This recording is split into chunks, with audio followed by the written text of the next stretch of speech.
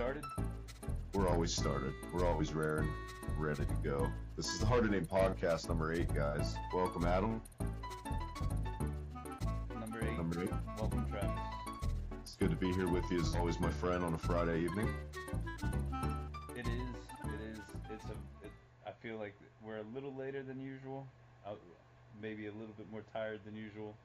So if we don't have the kapow that we usually have, it's because I don't have any energy drinks in me. I'm running on pure willpower right now. I feel like I got so amped on the past couple episodes. It's not to say that I don't feel like shit to begin with, because I do feel sick to my stomach for some reason this evening, but it's time to tone it back a little bit, I think. I think I get too jacked up, honestly. Did you see that, speaking of Pokemon Go, did you see this thing on, I saw it on Facebook. It's like this actual Pokeball that you throw, and it catches your Pokemon for you. A little gadget toy. I did not see that. Is that watch? There's a watch, like an official watch, I thought, but it's... This is like an actual little, it's like a squishy stress ball looking thing, and it has like a light blue light that lights up in it when a Pokemon's near. And you just throw it, and it catches the Pokemon instead of just swiping your finger. Man, but what happens if you run out of Pokeballs? I run out of Pokeballs all the goddamn time. Yeah, I guess you could just swipe at that point. Maybe it's the aesthetic that is for like the fans of it, like just like to have the Pokeball there. It's kind of silly, in my opinion. But I'm level 20 in Pokemon Go now. Oh yeah. I've caught 67 different kinds of Pokemon. So anybody that's caught less than me, suck it. And anybody that's caught more than me, you can also suck it. It's a lot of sucking. Fucking 67 is a perfect number for catching Pokemons. But no, it's a lot of fun still. It does kind of suck that all those changes they made on the last update kind of still fucked it up a little bit. However, I don't know. It is cool. I would like to catch all the Pokemon, but I don't know if that's really a realistic goal. Perhaps it's not. But yeah, man, Niantic, they're throwing the hammer down. I have a quote up right now in front of me if you want me to read it real quick. From Niantic from Thursday. Yeah, go ahead and read it. I think I know. It's pretty much, after reviewing reports of cheating and whatnot, the players taking unfair advantage of abusing Pokemon Go, blah, blah, blah, blah, blah. Moving forward, we will continue to terminate accounts that show clear signs of cheating. So they're just straight up taking out accounts. Now, it's free, so, they can easily just make another account. But yeah, but you'd lose all your Pokemon. Yeah. I think the biggest cheat that I've seen here lately has been people are putting eggs on gyms somehow. And when you do that, an egg has... I realize you don't play the game, so... It's all Greek to me. Yeah, so you get these eggs, and then you have to, walk around to hatch the eggs. And you'll get, 2-kilometer eggs, or 5-kilometer eggs, or 10-kilometer eggs. And the higher the egg, the better chance of getting a decent Pokemon out of it are. So that's really all they're for, though. And you walk around your 2 kilometers or whatever, and you'll get a fucking Zubat or some stupid fucking Pokemon. So somehow, typically when you go and fight a gym, your Pokemon has to fight another Pokemon that's defending that gym automatically. Not like the other player has control over the defending Pokemon. So what has happened is people have figured out how to put eggs, which don't have any hit points, onto gyms. So there's no way to fight because you can't win or you can't lose. So you just get stuck in this loop until you quit. Yeah.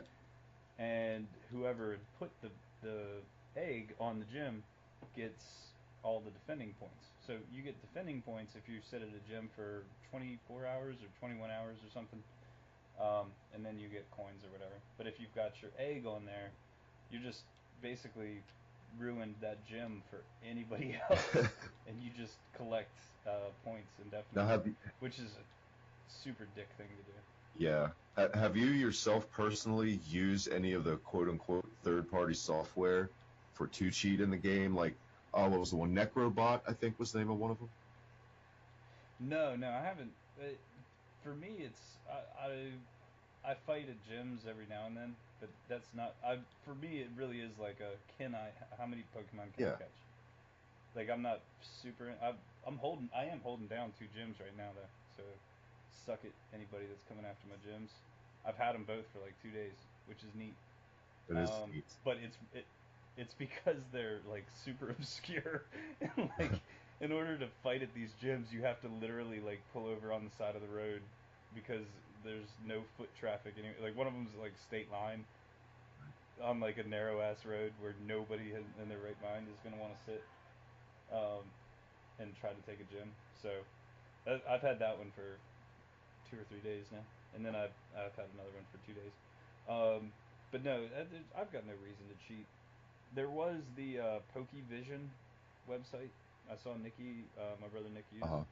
which I don't really know if I consider that cheating, but basically it brings up a web browser like Google Maps, Right.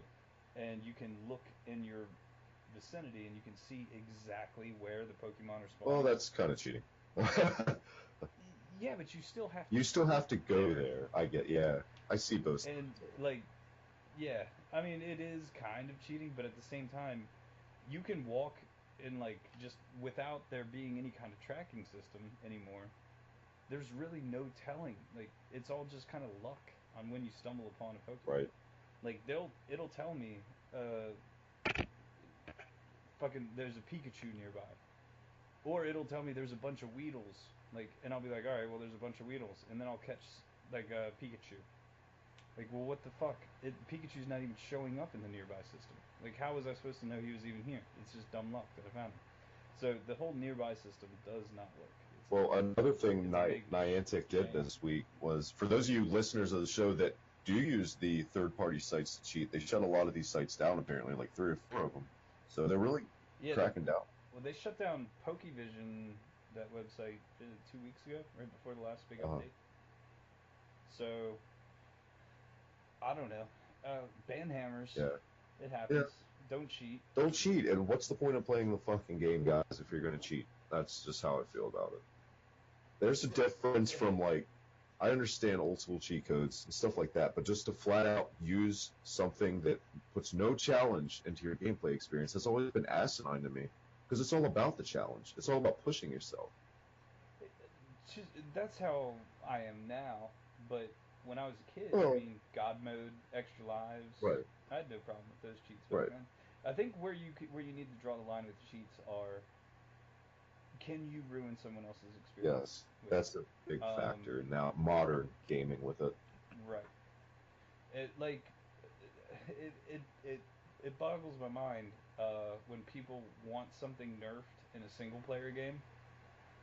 I remember Fallout 4. Everybody was saying, "Oh, I hope they nerf the Gauss rifle." Like, why? Just don't use it. It's that fucking simple. It's not like somebody's fucking sniping you with a Gauss rifle. It's a single player game. If you think it's overpowered, don't fucking use I've been that going rifle. through, Turn. obviously going through a lot of that shit in Overwatch lately because all these patches always have nerf updates with it and stuff. By the time a nerf usually kicks in, especially on an online shooter, I'm so used to that fucking weapon that pissed me off and how to avoid it and strategize and stuff that I get frustrated. Like, well, now I got to mix it up because that turret is pussyfied now. You know what I mean? Like, they just did this with a ninja character in Overwatch named Genji. They made him a lot easier to pretty much keep in sight because he's a straight up flanker and he's so impossible to catch sometimes with a god like player with a Genji. But yeah, the Overwatch fanboys out in full force. They also nerfed Zenyatta, who our mutual friend Gary was a big Zenyatta fan. So I haven't talked to him since the nerf. So that's going to be interesting. It nerfing stuff in a multiplayer game makes sense because you kind of have to rebalance It things. does, Otherwise, you end up but it's frustrating. like remember how powerful Ike was in Brawl? Yes. Well, I didn't spend that much time with Brawl online because, quite frankly, it would always be a laggy mess. Yeah. Well, even when you weren't playing online, Ike was just to the point where I as a Fire Emblem fan, I was super excited when I heard they added Ike to the roster. And then when I played the game, I was like, great, now I have to feel like a cheap asshole anytime I'm fucking using Ike. So something like that could have used a nerf. But if you're talking about a gun in a single player campaign, No, it's not. just don't Not use necessarily. it. It wasn't a gun. This one character in Overwatch, his ability is he's a defense character, so obviously he sets up turrets. And initially at launch, when I got the game, these turrets were just fucking indestructible. And quite frankly, they were kind of ruining the game. So I'm glad they did it. But I had like spent so much time when that shit launched, just grinding my level. And of course, people always had these turrets. I mean, I was facing a team of 6 of this character. You know what I mean? It was ridiculous. So you get accustomed to dodging it. It's just when they nerf things, you have to change things up and rethink. I think a lot of for those got like people that don't play Overwatch, there is a lot of strategy involved in that game. A lot of people just think it's just a balls out shooter. It's really not. I think shooters are more advanced than they've ever been as far as strategizing stuff. I don't know. It's just very complex, the whole nerfing aspect in an online shooter. Well, and on anytime you have multiplayer, that's where it's acceptable. Uh, but yeah, it also depends on the shooters as far as strategizing. I feel like games, obviously like Team Fortress or Overwatch, are team centric, or even a game like Battlefield and maybe Battlefront to some extent are very team centric. But then you have Call of Duty where there's just guys on the same team, but that's really about as far as the actual team Right. goes. You don't really, nobody's really like watching out for you unless Right. you have like Or a like your Doom multiplayer, or maybe Halo, old Halo, to an fuck extent. Halo. I said Um, it. Fuck Halo. Yep. I don't hate or love Halo. It's just Halo to me. I fell off after 4, big time. Apparently that was not a good It, one, and I think the last one was the nobody really liked that one, from what I understand. yeah, it's not my bag anymore. I don't really swim in that pool. I used to be obsessed with Halo, but like Halo 2 back in the day was the most time I put in a Halo game. But God, it's been at least a decade, if not more. So, yeah. Speaking of online multiplayer, to move the show on a little bit, Adam, something else was dropped this week that hasn't received too much fanfare behind it. Do you want to bring it up? Yeah, I guess we're gonna have to talk about the Metal Good Gear. old Konami. Metal Gear Survive. So Jesus. a couple months ago, Konami said they were done making games, and then a few minutes after that, they were like, "Well, except for that sports game or that dance game or whatever fucking other game that they still make." Except for a good And then they're like, "Yeah," and they're like, "We're dedicating our lives to pachinko." Um, but then, I mean, Metal Gear Solid 5 just sold and sold and sold and sold and sold, and it did really well. So obviously, I guess Konami is not done ruining stuff. So they made this co-op zombie game. I guess I don't yeah. know. Nobody really. It's a Metal Gear game that nobody really wants. I don't think. But at the same time, it. I don't. I'm not willing to write it off just yet. I am going to stay skeptically optimistic. I think with this Metal Gear See, I game. have an interesting perspective because I don't really have a big attachment to the Metal Gear series. Um, I, I love Metal Gear. it's not that I I couldn't absolutely. picture myself loving. I just never really got a chance to get into it that much. I was always playing something else. I played the ZX Spectrum one a lot, but that's so like old school. Um, was that Metal Gear Solid 2? I think. No, I'm sorry, Metal Gear. Shit, I don't fucking know what it was. The names are even confusing for me because I know nothing about it really. I do know that this is kind of like a poor man's Left 4 Dead from what I see from it. It looks like one of those free to play, grab your friends and kill some zombies games. It just looks so generic. You know what I mean? To me, now, as an outsider looking in, obviously, that's what I gather from I'm not sure what to think. Basically, in the trailer, they show uh, at the end of Ground Zeroes, Snake goes back to Mother Base and it's just getting wrecked. and him and his buddy escape on a helicopter, and that's there's Mother Base was getting all fucked up. Wormholes came in, took some people, threw them into some weird Capcom world, and Now, I'm optimistic. hasn't the series gone off the rails? Like, was it called Acid? It was like a spin-off. Yeah, Acid was a spin-off, but the game has always kind of been off the rails a little bit. It's not. It's weird because it's like annoyingly detailed in some aspects, and then other aspects just completely fictionalized. So, but the Solid series is really good. They made that weird Revengeance, whatever the fuck that game was. That game was not very good. And then like the Acid spin-offs. Don't really know too much about those. But there was a Metal Gear Solid game that Kojima didn't really have a hand in for the PSP. It was called Portable Ops, and then I think it was eventually kind of uncanonized, where they Or- basically just kind of went on and was like that game. Not that it didn't happen, but they don't really ever reference that game I ever do again. remember that game, Uh, the PSP. yeah, that game was a lot of fun. Um, Uh, Honestly, let's cut the shit. I don't think this game stands a chance unless Konami gets rid of a lot of people at the top of their company and just totally go back to basics of what made them great and start releasing AAA titles again. No, nothing they release is gonna stand a chance in the fans' eyes. You know what I mean? I don't think that's I true think at all. that's I totally mean that true. I think nobody has faith in Konami, so they're gonna shit all over whatever they put out. That's not bringing back fucking Castlevania, back to bringing it good again, I should say, or bringing back Metal Gear Solid 6 and so forth and so on. This spin-off stuff isn't sitting well with the fans because they have no faith left in this company. From the fucking pachinko shit to what they went through with Kojima, just all of that stuff.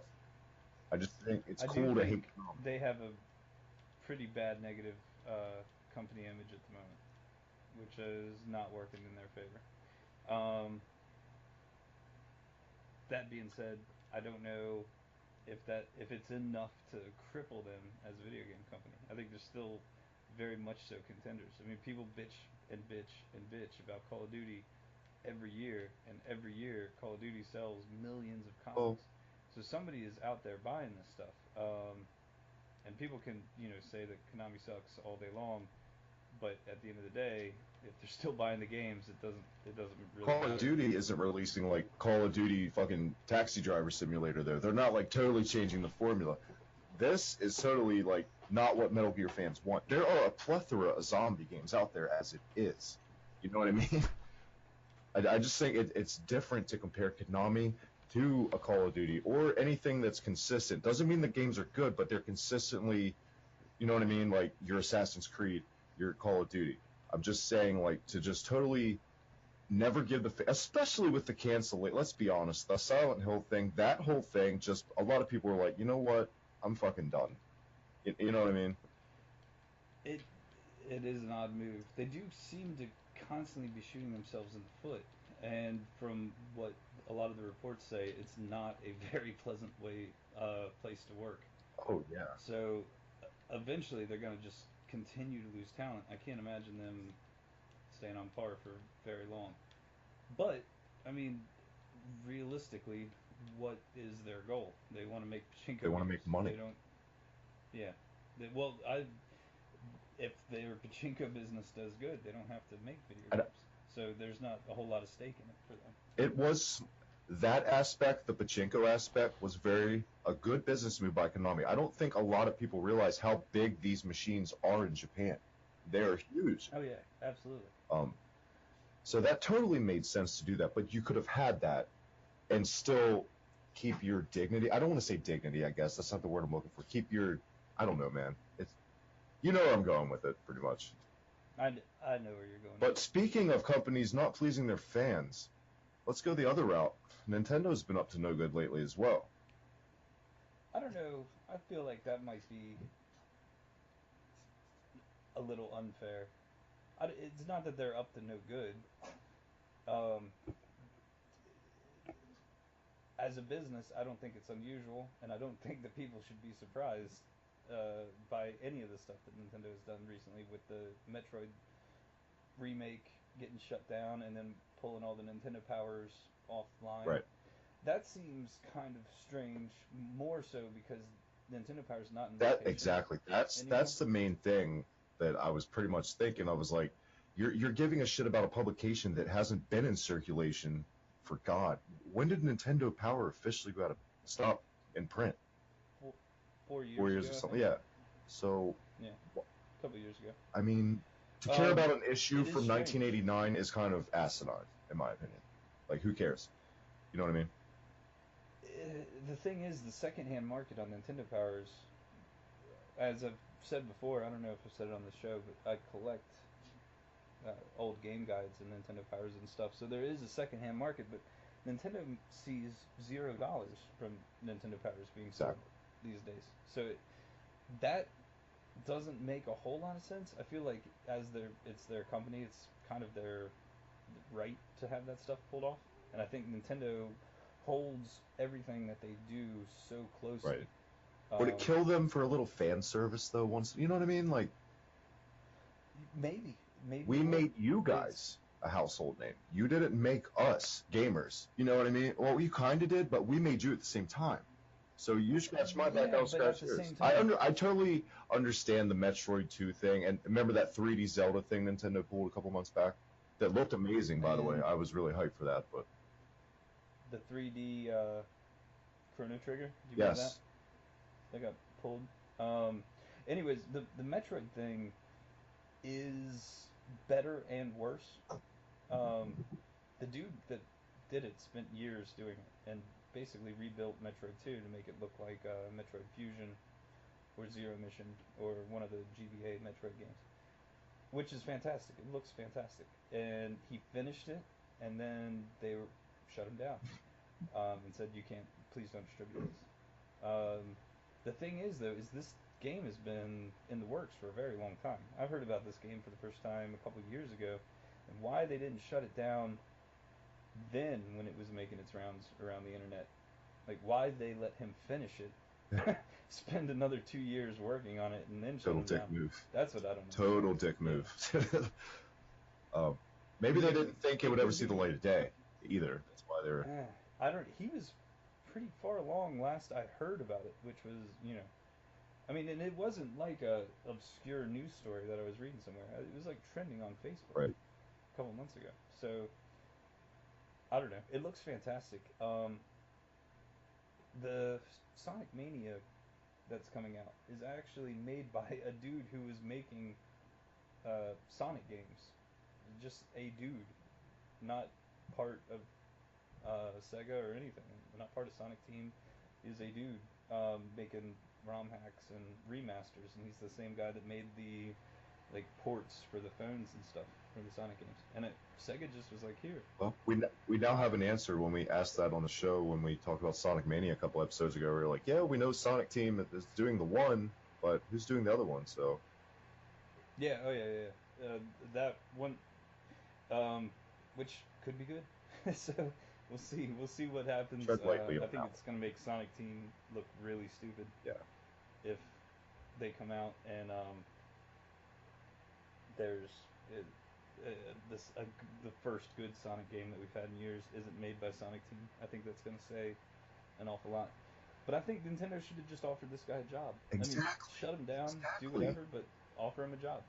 He's obviously passionate about Metroid, and I think the more passionate people you have, but at the same time, it's Nintendo's game. He You would know what I also mean? be handcuffed at that point. Yeah. Well, Nintendo and Sega are not the same company. Obviously, they Obviously. they do not handle each other the same way. Adam, have you played Axiom Verge by chance? I have not. I have heard a lot of good things about that game, and it's pretty much like a Metroid type game, and I think I'm going to pick it up eventually. Eh, I'm on the fence about it. Uh, I don't remember what it's last priced at, but I figure it's worth a shot. I think it was $20 last time. I think it's on average $20. You might be able to catch it on a sale for a little bit cheaper. But you're totally But right, and I totally agree. Just like the guy that did the Chrono Trigger and the Zelda, hire these people. Yes, they will have more restraints and they'll be handcuffed more because they'll be under the Nintendo umbrella, but at least they'll be under your fucking umbrella, and you won't be Well, putting out fucking Star Fox Guard or stuff like that. Like, yeah, let's jazz it up a little bit. whatever they're doing with that Star Fox Whatever shenanigans, they're doing. fucking ruining Star I Fox. didn't even play the newest one. I've heard so much mixed bag on that from people. Like, some people love it, some people hate it. Damn it. I haven't seen anybody that loves it that wasn't getting paid to say that. Dude, I'm telling you, I'm man. pretty sure I've everyone literally, loves I could say at least 5 or 6 people said they love that game. I think Tannen was one of them, honestly. Speaking of Nintendo, this is a good segue. Next month, they are supposed to announce officially the NX, and they're Yeah. gonna show it off and hopefully talk about some launch titles. We know that Zelda is a launch title for the NX, and it will also release for the Wii U. I I have a feeling. I would hope Nintendo comes really hard on the launch stuff. I'm not with something like Zelda as a launch title. I don't think you'll have a Mario launch title Right. either. But with the system launching it's supposed to launch in March. So if you have Zelda released in March, it would not surprise me to see a next gen Super Mario by fourth quarter for holiday season next year.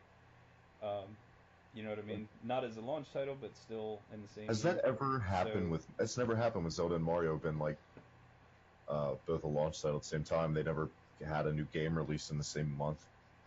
It'll never no, will no, probably. no. Well, that's kind of like um, just unloading Yeah, with, when there's not really any reason dropping to. your load. Because the people that are gonna buy Zelda are the same people that are gonna buy Mario when it comes out. Um, However, you could very well see it. That's what the Wii U is seriously lacking. Any kind of first party big titles. You had no real Mario game. You had 3D World, which was cool, but Short. I don't know if I would call that like a real Mario Uh, game. I'd put that maybe I'll go ahead and I not would call it a real Mario game. I would.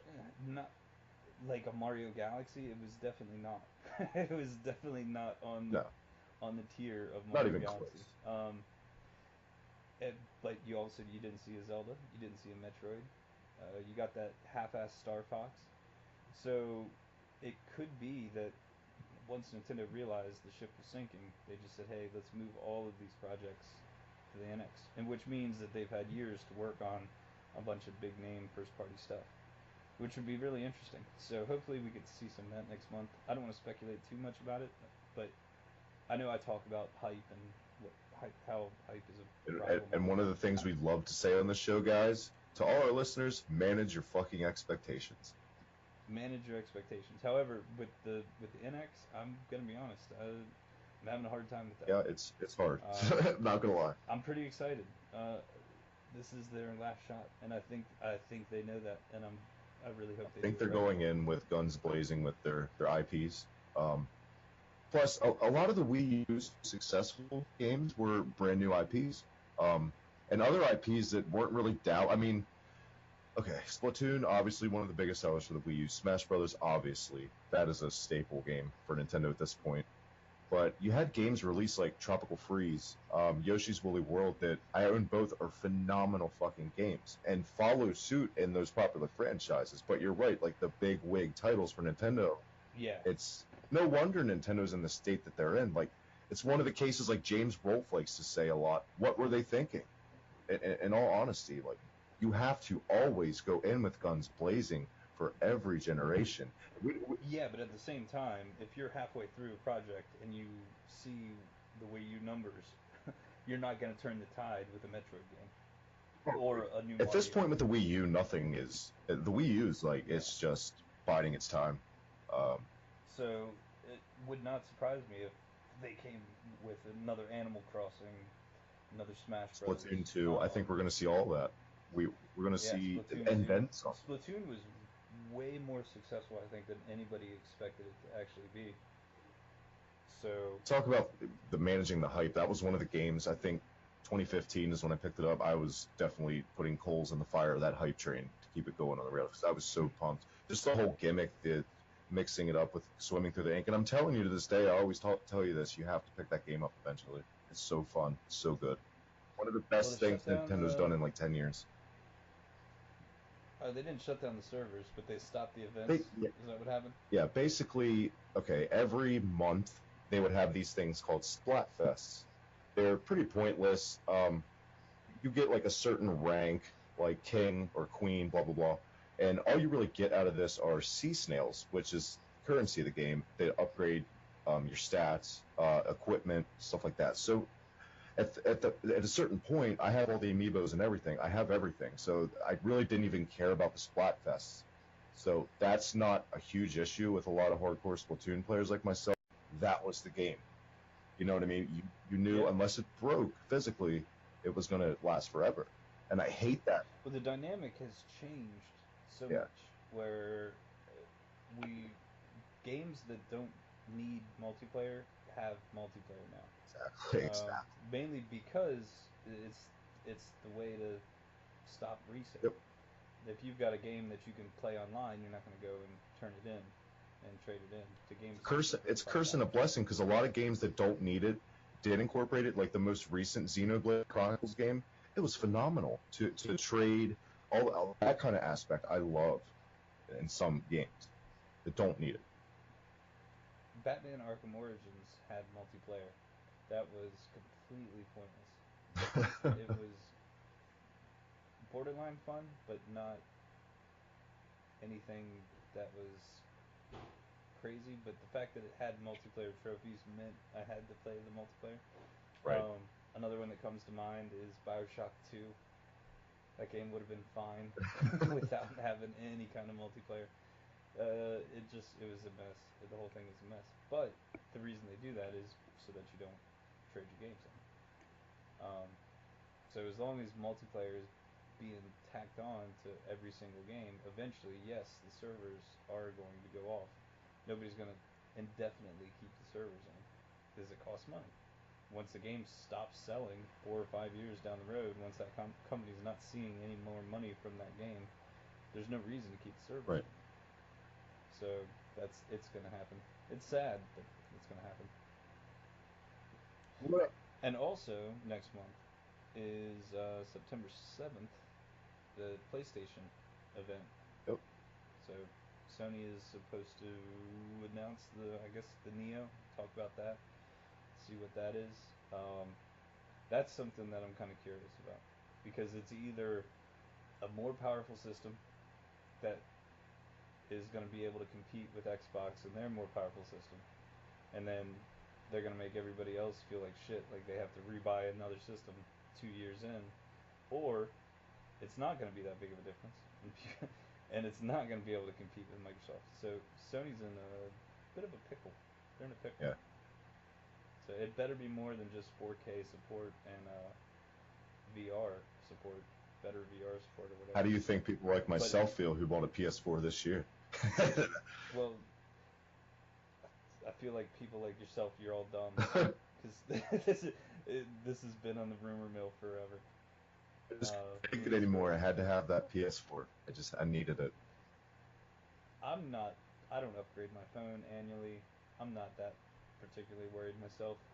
If it's slightly more powerful, makes things look a little bit different, it's not going to really bother me a whole lot. I feel like we said that when the PS4 was announced, though, too. I feel like it's the same thing, and then we all ended up getting a PS4. I'm like, oh my god, this is fucking amazing. No, but you're talking about the jump from PS3 to PS4. That's an obvious difference. If you're talking about upscaling, I don't know, man. If you're talking about playing PS1 games on a PS2 opposed to playing them on a PS1, there's not a huge difference. I mean, you upscale; they look a little bit better. The load time is a little bit faster. Quite honestly, not a lot of games on the PS4 I've noticed a difference. Between what? Between PS3 era graphics. Of course, obviously, some games you can't, like Battlefront, Arkham Knight, amazing graphics. I haven't played The Witcher. I've watched videos, amazing graphics. Oh man, I think it's a pretty big difference. It is in some games, but some games, honestly, it's just like, okay, it's a little bit more upscale, but I think we're just reaching that point in gaming. Uncharted 4. play Uncharted 4, Ratchet and Clank. No, I know, I totally know what you're saying, but and I'm just saying in some games it's hard for me to notice it. Ratchet and Clank is maybe the best looking PS4 game out there. Battlefront. It looks like I, I'm telling you, go pop in Ratchet and Clank. It's like playing a Pixar movie.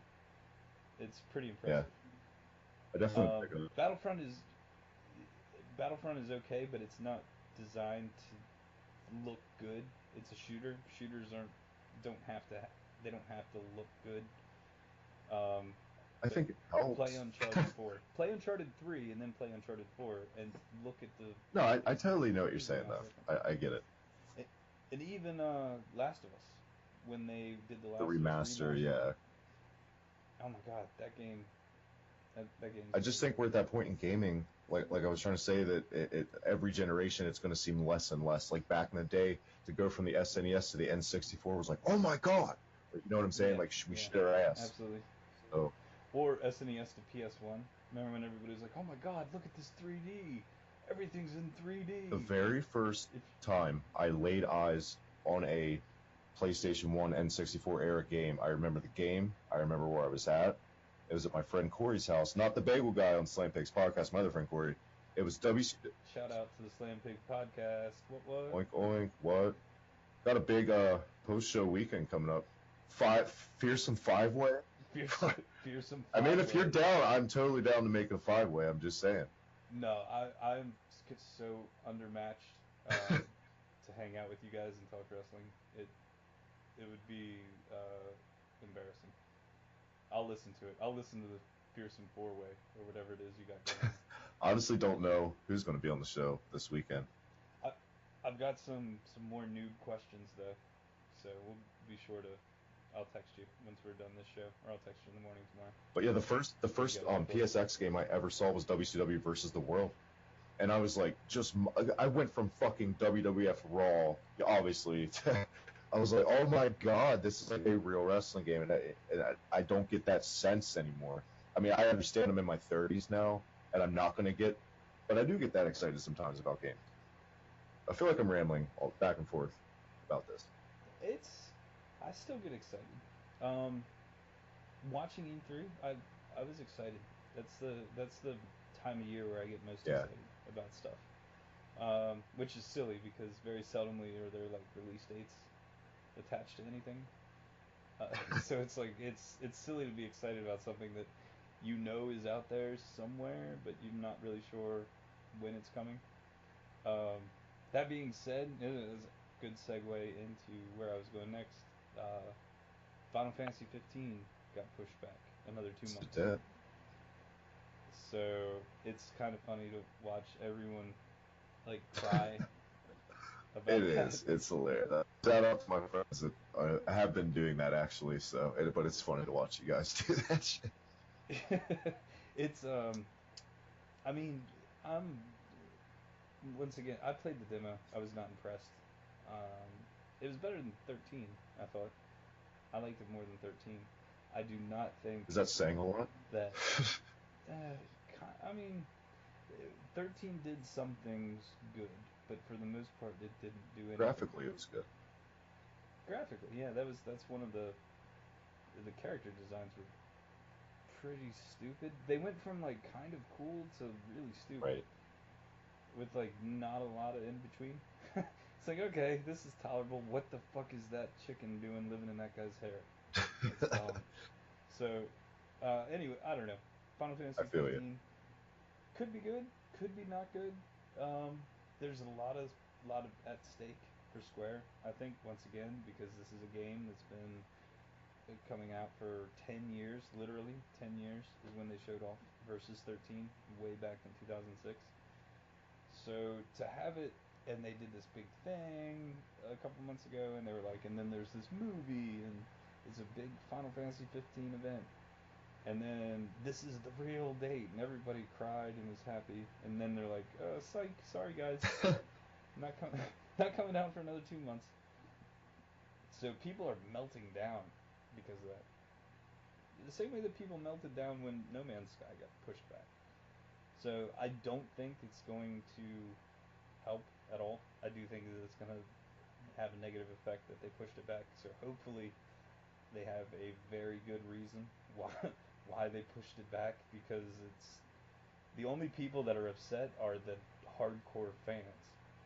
And people like me who are completely on the fence don't really care that it's pushed Yeah, back. exactly. But the people that were definitely going to buy the game are very upset about this.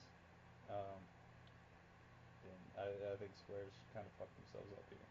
Well, I, However, there's also a movie tie-in with this game that actually came out today while we're talking on August 20th. But it's only showing in 24 theaters across the country. oh, nice marketing. Yeah, and like 8 of them are in Texas. Because I looked it up, I was like, maybe there's one nearby. I wouldn't mind going to see a Final Fantasy movie in Then the you look it theater. up, Austin, Texas. Yeah, fucking, like the closest one is like Michigan or something. Like, yeah, I can wait. I can wait for video release, I guess. Road trip. But the movie looks good. I'm excited.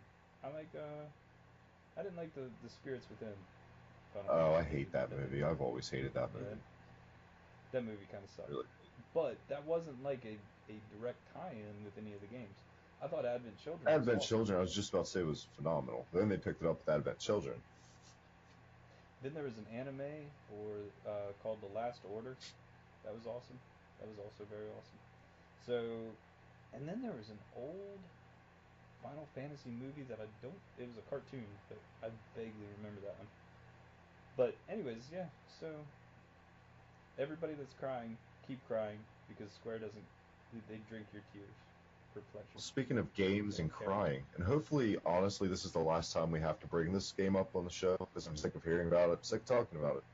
Let's just go ahead and get out of the way. No Man's Sky got a huge patch update this week. It's like 70% of the game was patched. Oh no, that was day one. Now We talked about that a little bit last week. another one dropped. They the game has gotten mixed reviews, and it's. I feel like that game would have gotten good reviews had everyone known what they were getting into. Managing their expectations. Yep. So, But I feel like I never want to talk about that game on the show again after that. but it is one little aside. I came home from work the other day, and I saw my brother Andrew, who last week on the show, I tried to convince Ben to name planets and systems Adam sucks, or Andrew sucks. Andrew Yeah. sucks. So I saw he was playing, so I sent like a request to watch as I was doing some paperwork here, and I was watching him play, and he immediately started naming things Adam sucks. so, so there's like an entire Shots system fired. or two out there. Yeah, shots fired. I request to watch If you you're listening sometimes, to but I don't know this, if you get it or you don't see it or you just reject it. my PlayStation's on all the time, even when I'm not in front of Oh. Well, that would explain. it. And yeah, a lot of times I'm on YouTube, and it'll still say that I'm in the game, like EA. I'm in the game. Yeah. Merlin Durrell in the game. Well, speaking of Ben from Loot Troop, and by the way, thanks to Loot Troop for coming on last week. They hit 200 subscribers today, so congratulations to you guys. Always good to have you on the show. But Ben had a game of the week for us this week, Adam. You want to get into that? Yeah, Ben, you suck. This was not very good at all. No, that was a poor choice. You chose poorly. I hope you're listening. And you know, Does he listen? this game could have been I don't even good. know if he listens. This game had. This is 45 minutes in. I don't think anybody's listening anymore. But if he is listening, you suck. That game sucks. That game You picked a sucks. crappy Yes. game. Guys, don't play this game. Don't But play anyway, it. the game's It's Zardion. called Zardion, which is a dumb name. So you're in a mech, kind of like a baby Voltron looking mech, with I guess before we get into it, we should, in case you didn't listen last week, we always we play a game for 30 minutes each. Each of us plays the game for 30 minutes. Comes up with impressions of the game. Last week we let Ben from Loot Troop pick the game. He picked a game called Zardion, and we set for the Super Nintendo, which is kind of an obscure game, and there's a very reason obscure game. that it's obscure. Because it's terrible. It's a terrible game. Super Famicom only release, I believe. Yes. It before anybody who's been keeping score here says, "Oh, well, you picked the Immortal." The Immortal is a hard game, and maybe not even necessarily a good game. However, it is still there is a cult following around that game. So, suck it, haters. Haters gonna There's hate. probably a cult You play following for Zardian. Zardion. There's a cult following for everything. Oh my god, I doubt it. I would be shocked. I would be shocked. Because it's not a good game, nor is there anything interesting about it. You play the Immortal and you're like, okay, well this is obviously interesting on some level because it's hard as fuck and I don't know what I'm supposed to be doing. The Immortal makes So, you want to keep playing because you think you just have right, to figure those controls out. exactly, but you can't. But you So it's up on can't you, and ever figure those fucking. it takes you like an hour to figure it out. That you can't figure And it out. only those very brave and few have what it takes to go into the Immortal for an hour. Nick did it for over his 30 minutes and fell into pits repeatedly, and then would like search out the pits to try to figure out a way to get out of them, which he never ever did. Even though I looked it up online, apparently you can, but Nick was on. You can. I did it on the NES version when I did the review months back. You hang on your wand or your staff or whatever, and there's a way to flip yourself up. Yeah, you always will catch. Well, I always fucking fell my ass in the Genesis version. I only hit the very first pit. After that, I don't know. I just couldn't get out. That game, however, as hard and as difficult and as not player friendly that game is a leaps and bounds better than motherfucking Zardian. Yeah. That game. Well, let's get right into it on Zardion. Like I was saying, you're like a baby Voltron. This game could have been good, but let's get right into my two biggest complaints about Zardion. Number one, that fucking walking animation is atrocious. That so fucking. You're in a mech, and he's literally walking like a fine British lad on a summer stroll, and he just, I don't know, he's got, it reminds me of that Monty Python sketch about funny walks, if you know what I'm talking about. Classic sketch. It's just that, and your fucking weapon is like this little pixel of a dot. And literally, I don't know if you remember I don't know how many days ago you played it, because I guarantee you haven't gone back and played it. I did, actually. I played it during your bathroom break. Oh. I fired it back up. So, yeah, it's awful. You can't shoot downwards. So when you're dropping down, you can't shoot underneath of you. There seems to be a level up system.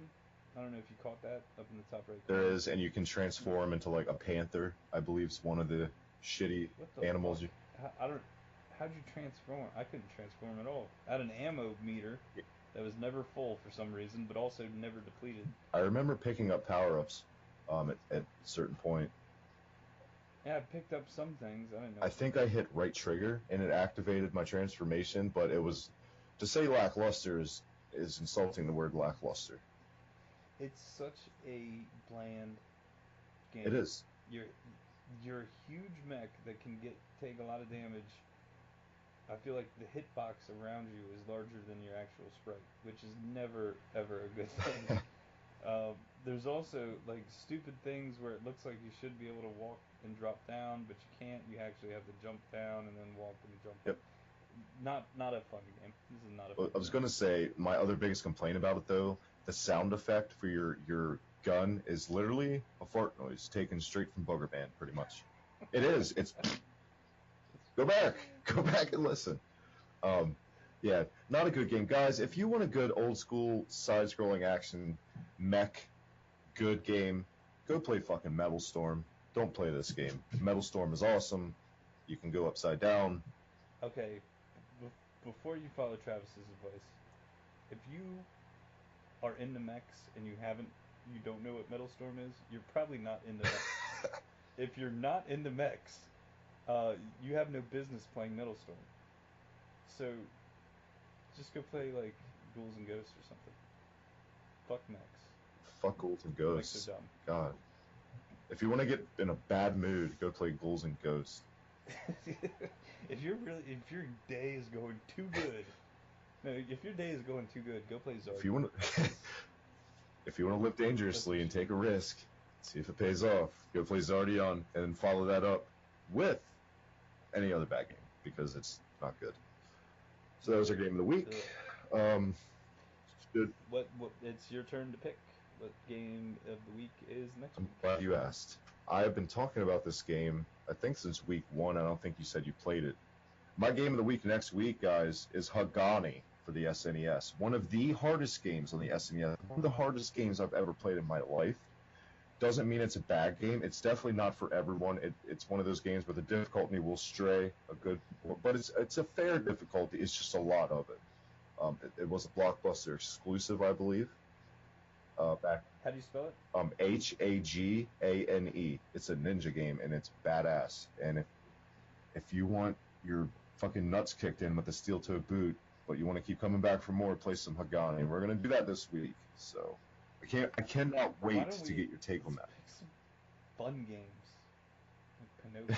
This is a fun game, I'm telling you. If you can get around the I just looked. I do not have that game. You sure it's not called Super Hagane? No, it's just Hagane. It'd be under S. I'm gonna look under S. So, All right. a good one. There you have it, Hagane. So those of you playing along at home, go play Hagane. Still waiting on feedback from a listener on a game. What the hell? Let us know, guys. You know what? I heard back from a listener, and you know what they said? They said I suck, probably. They said fucking Zardon sucks. Zordon doesn't suck. Zordon does. He does kind of suck, actually. Unless it's Bryan Cranston being Zordon. Was that a rumor, or was that a real? No, it's actually Rush Limbaugh. Looks just like Rush Limbaugh. It always does look like Rush Limbaugh to me. No, I mean for the movie. Oh no, I gave up on that as soon as I saw the costumes. I don't even care. I've never been hardcore Power Rangers since I was like 10 or 11. So you care less. Oh man, I totally into Power Rangers. I'm totally into the good Power Rangers, not the other 15 fucking spin-offs like Spirit Animals or fucking Warrior Princesses or whatever they're fucking Monster Trucks. I'm fairly Trucks. certain there's a Power Rangers monster. Power Rangers Pecan Pie. Yeah, anything. Just fucking call it Power Rangers. However, I had some pecan pie today. It was phenomenal. Oh. Green Ranger's badass. Green Ranger is badass, but my favorite of all time was Zack Attack. Black. Zack Attack. With the axe gun. He still does Comic Cons and stuff. I think they all do, don't they? I think the Red Ranger is Tommy the White Ranger is still on the shows. Yeah. Periodically. He's come back and forth. Do you remember him challenging CM Punk to an MMA fight a couple years ago? Yes, I do. Did he actually? No, did that never happened. Oh, that sucks. It does. Yeah, that would have been an interesting fight. The Yellow Ranger died. The Yellow Ranger died. I was about, yeah. The Red Ranger is an EMT in DC. Did you know that? No, I did not know that. And I think the Blue Ranger also does cons and stuff. I don't know what else he's up to. And with that, I think it's time for us to take our second break. What do you think? Sounds good. I just want to say the Pink Ranger was always super hot, and she still does acting. Amy Jo Johnson, one of my first crushes. Shout out. Her and Kelly Kapowski in the house. Kimmy Gibbler. In the house. Like Kimmy. I didn't really have. I was seeing if you're paying attention. Yeah. All right. Well, we're gonna go to break, and we'll be right back. Hello to the podcast. We'll be right back.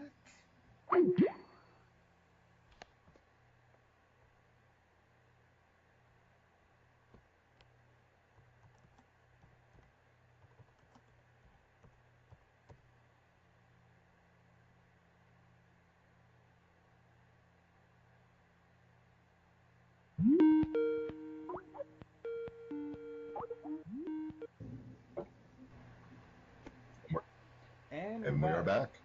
Hard to Name podcast number 8 in the house. That was a good break. And we are up to our top 3 of the week, I believe. Top 3 of the week this week. What was last week again, Adam? The top 3 last week was top 3 movies based on video games. Movies stemmed from video games.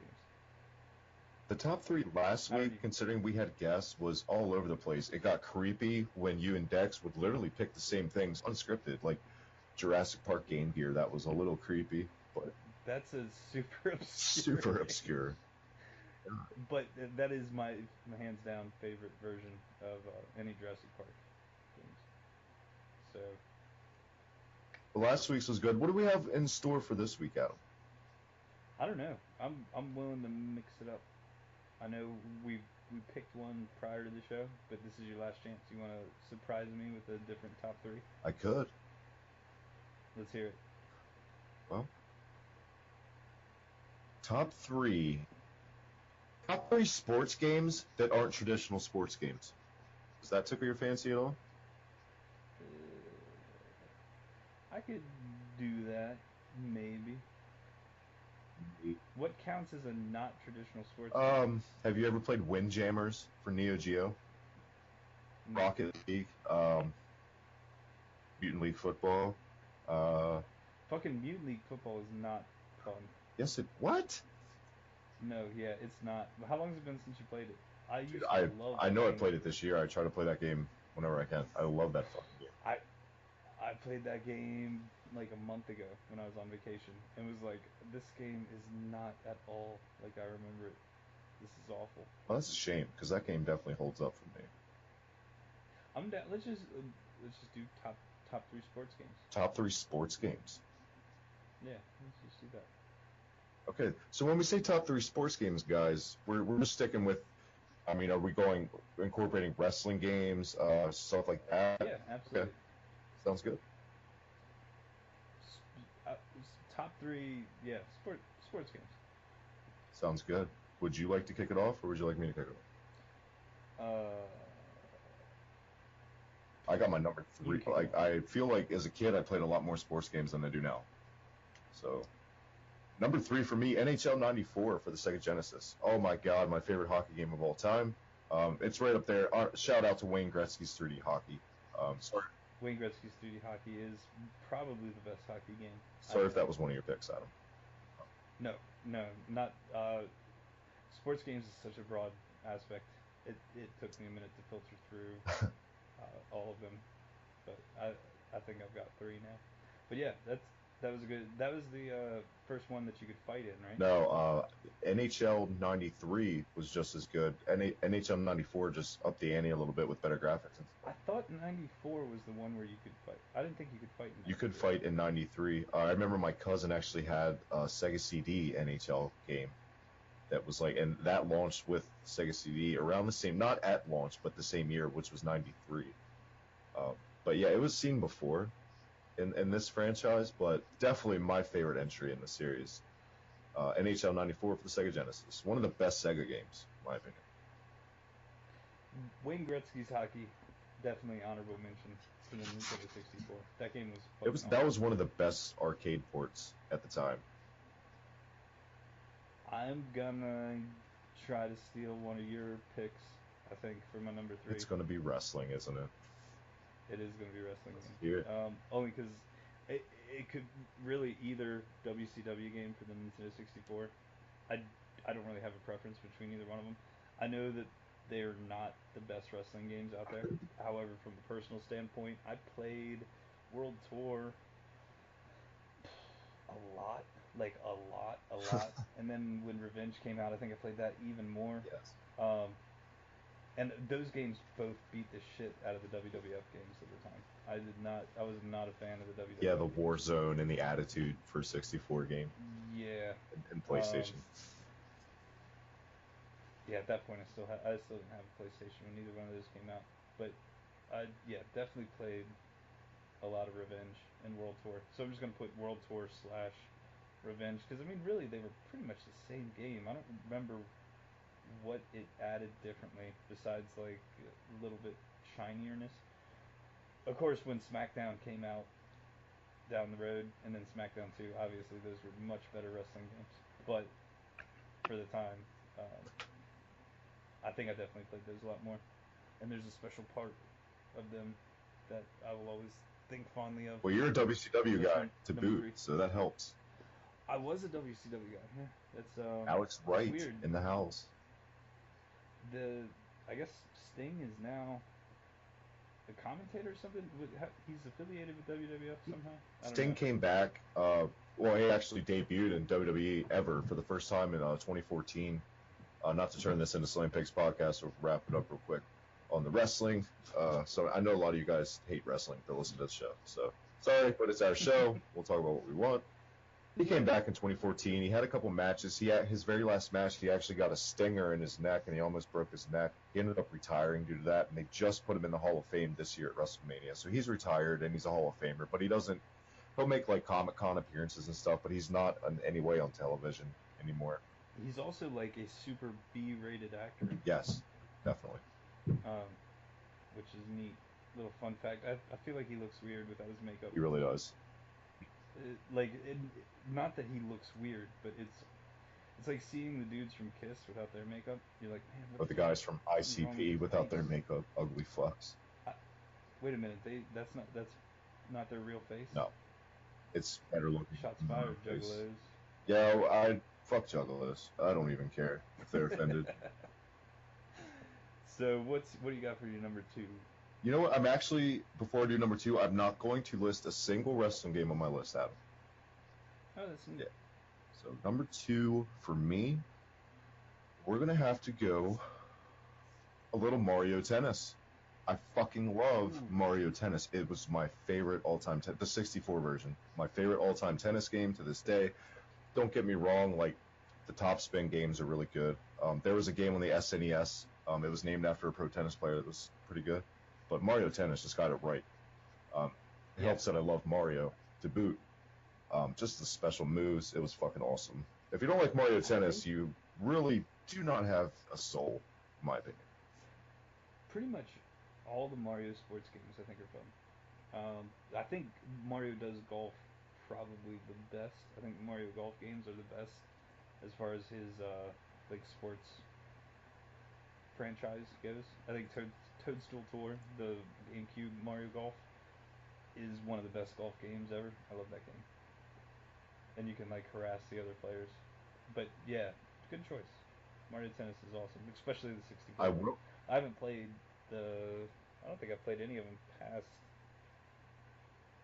I think I played the GameCube one. I don't think I played the Wii, or I think there's even a Wii U one out there now. Actually, I was going to say there is a bad Mario Tennis game.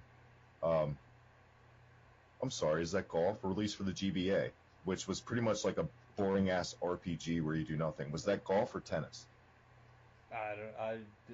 Sports games on a handheld don't make any sense to me. It's like playing a fighting game on a handheld. I don't understand. I disagree with that. The King of Fighters game for the GBA, Wolf Blood something, was fucking phenomenal. It was fast. The Alpha 3 port to GBA was great too. And a lot of PSP fighting games I heard are really good. I haven't spent too much time with them. The 2D fighters. There's a Dragon Ball game that was pretty good for PSP. Apparently, according to Ben last week. Not that one. Not that one. Not that one. Yeah. Oh, that's a good number 2. I think my number 2 is gotta be Rocket League. It's the probably most recent sports game that I've played. Also, a game that you wouldn't expect to be fun, and yet it is fun and incredibly addicting and easy to pick up, yet hard to master, which I think is a really important thing with sports games. Yeah. You don't have to be a soccer fan or a car fan to enjoy this beautiful hybrid of a game. It's phenomenal, and I think I read today they just sold their 7th million copy of that. That's game, amazing. which is completely amazing, considering that last year it was free. Yeah. On PSN for Plus members. So I don't even think that's counting everybody that downloaded it, like myself, for free. It's just 7 million copies sold, which is just that mind-boggling. There's got to be there's got to be an easy, cool million people that got the free version, minimum, at least. I would think way more than that. You got to figure anybody that has a PlayStation 4 probably has Plus. I would say you're probably looking at 90% of the people. If you don't, then why aren't you just playing your PS3? Yeah. Well, if you don't, you're probably not playing online. Exactly. Which is fine, but I feel like the majority of the people that have a PS4 are probably playing online. And I think if you're playing online, you're probably downloading the free games every month. Maybe not. Maybe you're not actually playing them, but I don't know. That game's fantastic, and those guys deserve all the credit in the world. And hopefully and they continue to support the game, which is super awesome. Um, there's a ton of support to it. They do seasons. People that have played it since last year are incredibly good. There's people out there with skill levels just Yeah, crazy. they have legit like sports field broadcasts on Twitch. Like they're actual sports Yeah, commentators for it. yeah, it's very neat, and anybody who would try to deny that as a sports game can It's one of a sports game is great, like a Rocket League. Our mutual friend of Adam and I's, Marshall, isn't really a sports guy at all, and he, from what I gather, really likes Rocket League. From what I've seen him post. Marshall got very good. Justin got really good. Connor, who may or may not listen to this podcast, Connor is incredibly good. So Yeah, uh, they all play, but it's super duper fun, hands down. One of the best sports games ever made, I think. there you have it. Very good pick. These are very good lists, in my opinion. So what do you got for your number? I'm up in the ante, and this was very hard to narrow it down between two games. And I'm not going to say what the game would have been until after you do your number one, because I don't want to steal your thunder. My number one favorite all-time sports game has to be NFL Blitz 2000. Oh, okay, for a second there, I thought maybe you were gonna steal my thunder. Anyways, that's a good game.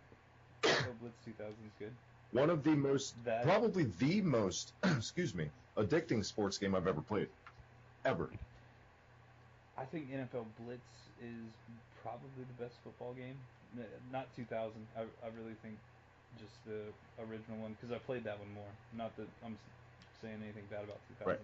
but I played the original one more. Just enhancements. It made it perfect. Yeah, that's got to be my favorite football game ever made. So all you realists out there who like Madden can Fuck a Madden. go. And you know what? Go Honorable mention play for Madden. football games. NFL 2K1 for the Dreamcast. One of the greatest fucking football games ever released also. Man. Or 2K. 2K or 2K. Well, I think they were both good.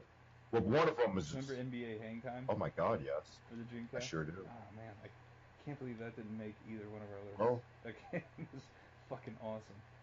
But it can't be number one on my list. My number one for Adam. Tony Hawk Pro Skater. Ooh, see, I didn't even think of fucking skateboarding in this at all. So. Yeah, Tony Hawk Pro Skater 3, oh my god. Any of the Tony Interesting Hawk you went with 3. Was probably the best. Kind of, 3 is when they made pretty much all the advancements that they were going to make. Yeah, it hit the PS2. Yeah, it hit the PS2. It brought in reverts. Because I think Tony Hawk Pro Skater 2 had manualing, but you couldn't do reverts. Yeah. So once you had reverts put in, basically everything after that was just kind of like different levels. Not really a whole lot of gameplay mechanics changed. 3, you could also build your own skate park. Which, man, my god. If I had a time clock for that, how much time I just spent like kick flipping a picnic table, like realistically. Yeah. Like I'm just gonna kick flip and like nose grind, kick flip and blunt slide, kick flip and and just like do realistic tricks in this like game where you can literally do like 900s off of little tiny jumps over cars and grind on power lines. I'd just like set up 2 picnic tables, and Gary would do the same thing. And we'd just like check this trick out, check this trick out. It's an impossible to 5-0, and like just really minimalist on Tony Hawk, but. Yeah, but oh, how the mighty have fallen awesome. with that franchise. Yes, that's very sad. I even before they just did whatever the hell they did with Tony Hawk Pro Skater 5, which apparently was just a complete garbage, broken tire fire mess. They re-released Tony Hawk Pro Skater 1, but kind of mixed in with like some Tony Hawk Pro Skater 2 stuff. Yeah. And then changed like the skaters and changed the soundtrack. So it was like, Lame. what the fuck am I playing? Like, why does the fucking soundtrack suck? Who are all these bands? Like, why are all these fucking shitty bands on this album? So, which is another one of the probably best things about the Tony Hawk games is the soundtracks. The soundtracks were awesome. The music's ranged from punk rock, like real punk rock, to hip hop to it, just all over the place. Very There cool. was a time when it seemed like the Tony Hawk games ruled the world back in the day. They really did. They were Yeah. so Oh, popular. absolutely. Yeah, and that's I think Tony Hawk is probably the first example we have of annualized gaming that I can think of. Madden. Game. Well, yeah, there's Madden. I guess Madden. Yeah, Madden. Madden specifically, but I think Tony Hawk was the first game where they realized we can crank this out until people don't like it anymore, and we're just gonna just rake the money in. Whereas Madden is like, oh, it's Madden, it's football, it's new roster this year, Yeah, and where I don't think that's really their goal to like milk right. the market for everything it's worth. With Tony Hawk, I think that was definitely their goal. It was That was back before fucking people knew. Activision was going for. Yeah, that was back before anybody thought Activision was the devil. Yeah. Um, and then Activision, that's certainly became their MO ever since then. Like, let's just ride this fucking franchise into the ground, and then just buy up another franchise, and then ride that into the ground too, and make millions of dollars I doing it. really liked not American Wasteland. Fuck that game. Underground From 1. Yeah, Underground. Both of those were okay.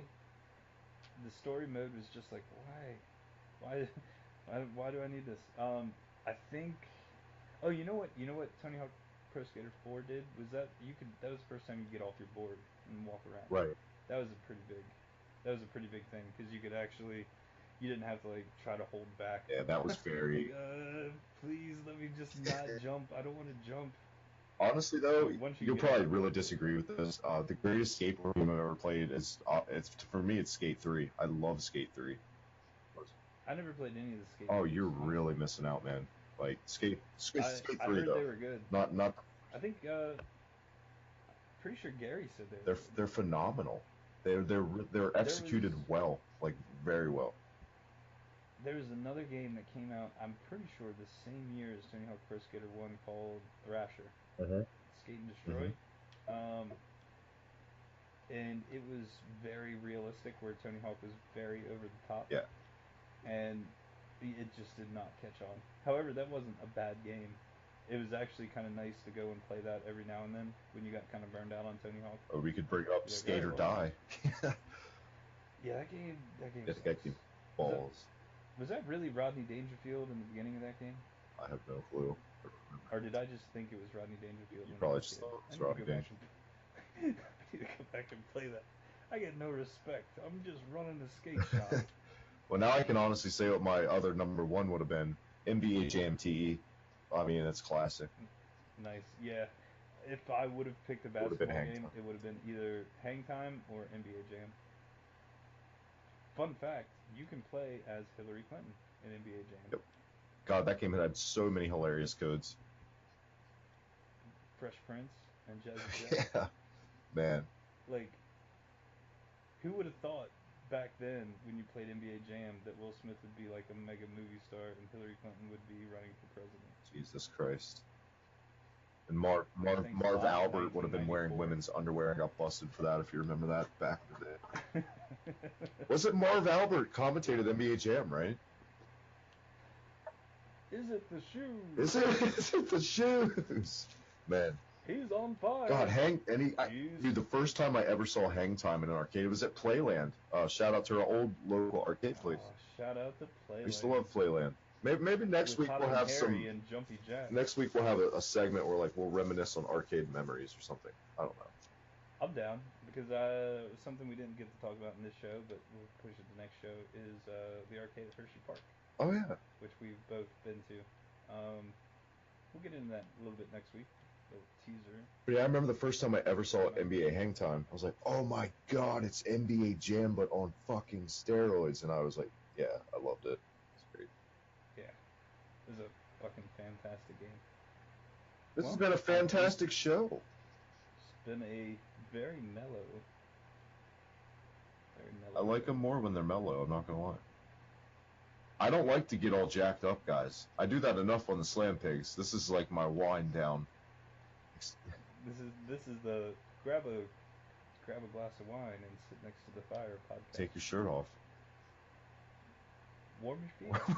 Get comfortable. Warm your feet Just up. get comfortable. I don't know where we're going with this. Oh, man. Adam. Well, I think that's all I got. Is that all you got? That's pretty much all I got. Where can they find us at? On Twitter, on Facebook, Adam? Go to HibickyTMD on the YouTube page. Go to @HibickyTMD on Twitter. Go to the HibickyTMD Facebook group. Hit up Travis or myself, Timmy Tamlin, on And Facebook. we'll accept you as one of us. Ask questions. Recent poll in the Facebook group this week, Adam. We had a fucking 3 or 4 way tie. Yeah, I'm up there with Konami. You're up there with Konami. People think I've gone off the rails. I've become an evil person. I believe our friend Gary put that option and then voted for that. So Gary, that was pretty funny. Shout out. That was great. I also voted for myself because I figured if I could overcome Konami, then Konami really can't do anything right. It is great. It is great to have feedback though from everyone. Seriously, thank you guys for always letting us know what you like to hear, what you don't like, what you do like. Thank you for joining me as always, Adam, right here in the Hard to Name podcast, man. It's been good, and we'll see you on Hard to Name podcast number 9. Right here next Friday, like Wayne's World. I'm Travis for Adam. See you guys. Have a great week. Bam.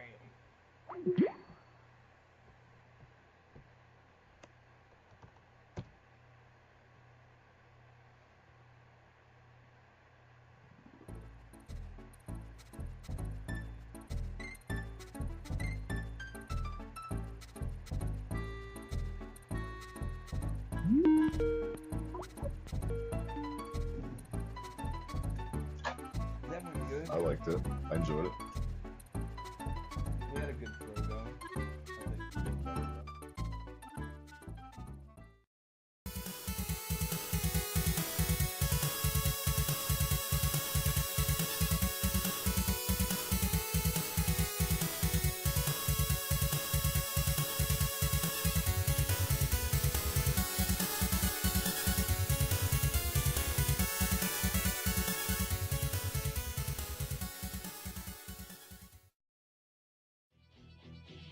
Hey guys, Mike here from the Slam Pigs Podcast, reminding you, as always, check us out on Twitter, @Slam Pigs Podcast. Check us out on Facebook, The Slam Pigs Podcast. Or, as always, check us out on YouTube. Don't forget to hit that like, subscribe button. Hibiki TMD is where it's at. Until we meet again, oink oink. Hey, what is going on here?